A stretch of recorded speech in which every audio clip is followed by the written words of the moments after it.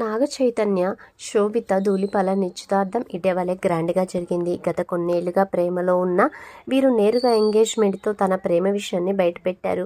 Engagement తర్వాత నాగ చైతన్య, శోభితలు మళ్ళీ తమ ప్రొఫెషనల్ లైఫ్లో బిజీ అయ్యారు. వీరి వివాహంపై ఇటీవల అక్కినేని నాగార్జున మాట్లాడుతూ కొన్ని కారణాలతో సడన్గా ఎంగేజ్మెంట్ జరిగిందని, పెళ్లికి మాత్రం కొంచెం సమయం పడుతుందన్నారు. హైదరాబాద్లో లేదా రాజస్థాన్లో వీరి వివాహం జరగవచ్చని సమాచారం. ఇక చైతు, శోభిత అభిరుచులు ఒకటే అన్న కామెంట్స్ వినిపిస్తున్నాయి. అయితే రుచుల సంగతి ఏంటి అనే సందేహాలు కొందరు లేవనెత్తారు.